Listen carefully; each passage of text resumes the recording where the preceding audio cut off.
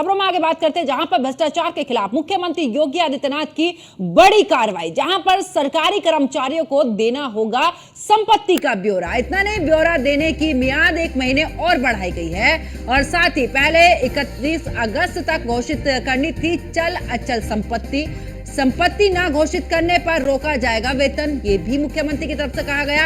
अब तक 74% कर्मचारियों ने घोषित की है संपत्ति। करीब 2.5 लाख कर्मचारियों की सैलरी रोकी गई थी। संपत्ति का ब्यौरा देने के लिए 1 महीने का समय और दिया गया है।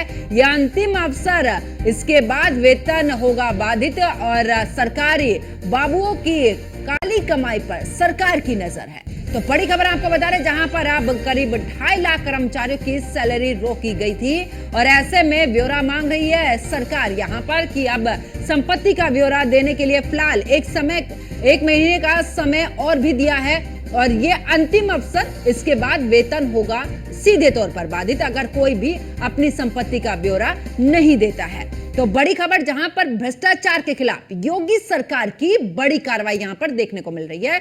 सरकारी कर्मचारी को देना होगा संपत्ति का ब्यौरा, नहीं तो आपकी सैलरी को रोक दिया जाएगा। और ज्यादा जानकारी के लिए हमारे संवाददाता एसके वाजपेयी हमारे साथ में जुड़ चुके हैं। एसके, अब राज्य सरकार की तरफ से सीधे तौर पर कह दिया गया है कि 1 महीने का समय है आपके पास पर, या तो आप अपनी संपत्ति का ब्यौरा दीजिए, नहीं तो आपकी सैलरी पूरे तरीके से बाधित होगी। बिल्कुल निश्चित तौर पर मुख्यमंत्री योगी आदित्यनाथ की भ्रष्टाचार के प्रति जीरो टॉलरेंस की नीति के तहत उत्तर प्रदेश सरकार की तरफ से आदेश जारी किया गया था, जिसमें ये कहा गया था कि जितने भी उत्तर प्रदेश सरकार के कर्मचारी हैं, अधिकारी हैं, वो अपनी संपत्ति का विवरण दें, जिसमें चल और अचल दोनों तरीके की संपत्तियां शामिल होंगी। हालांकि ये आदेश 30 जून तक के लिए था, लेकिन क्योंकि उत्तर प्रदेश में बड़ी संख्या है कर्मचारियों की, तो इसलिए इसको 1 महीने बढ़ाकर 31 जुलाई किया गया। लेकिन फिर भी सभी कर्मचारी नहीं आ सके, तो इसको 31 अगस्त तक किया गया था।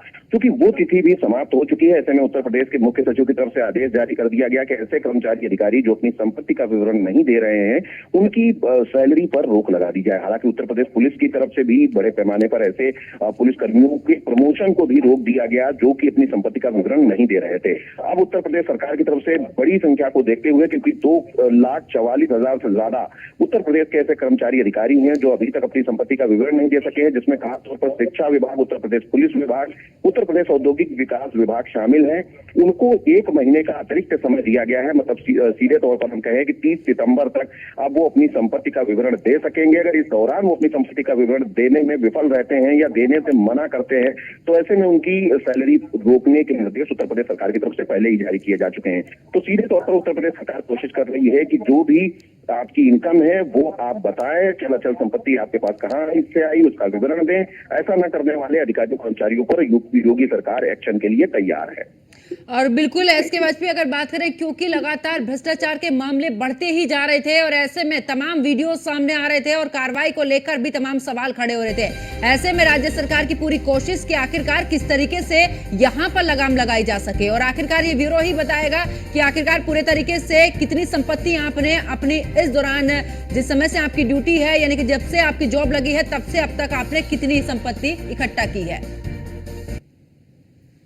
तो बहुत बहुत शुक्रिया एसके वाजपेयी हमारे साथ जुड़ने के लिए, तमाम जानकारी साझा करने के लिए। तो देखिए, पहले 31 अगस्त तक घोषित करनी थी चल और अचल संपत्ति, और संपत्ति नहीं घोषित करने पर अब रोका जाएगा सीधे तौर पर वेतन।